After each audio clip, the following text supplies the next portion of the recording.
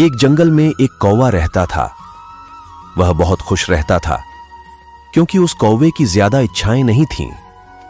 वह अपनी जिंदगी से संतुष्ट था और अपना जीवन मस्ती के साथ जी रहा था। लेकिन एक दिन उसने जंगल में किसी हंस को देख लिया। कौवा हंस को देखते ही सोचने लगा कि यह प्राणी कितना सुंदर है। इतना सुंदर प्राणी मैंने कभी नहीं देखा। यह कितना साफ और सफेद है। यह जंगल में सबसे सुंदर व सफेद प्राणी है। यह मुझसे भी ज्यादा सुखी प्राणी है। मेरे काले रंग के सामने हंस बहुत सुंदर लग रहा है। यह जंगल में सबसे सुखी पक्षी है।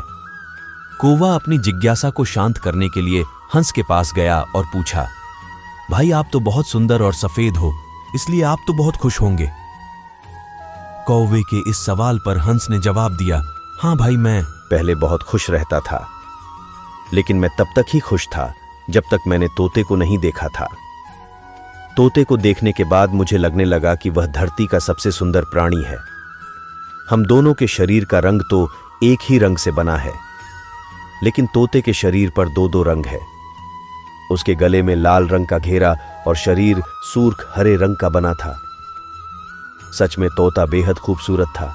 अब कौवा हंस की बातें सुनकर तोते को सबसे सुंदर प्राणी मानने लगा।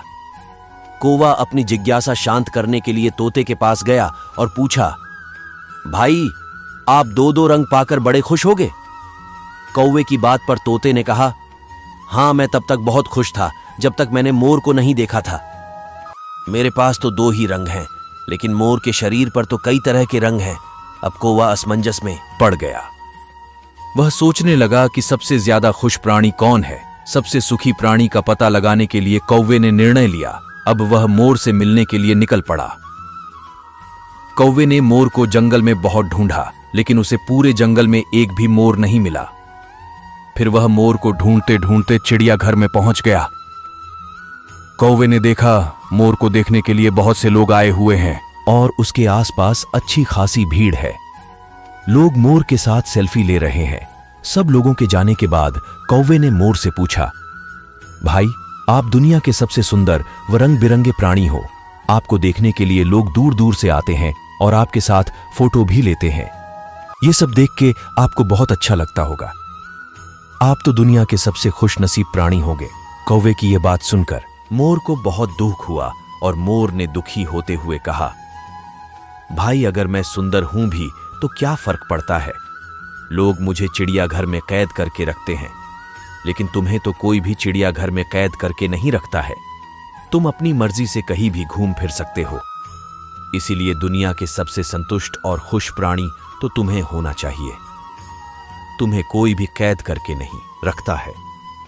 तुम एक आजाद प्राणी हो जो खुले आसमान में उड़ सकता है, खुली हवा में सांस ले सकता है। मोर की बात सुनकर कौवा हैरान रह गया।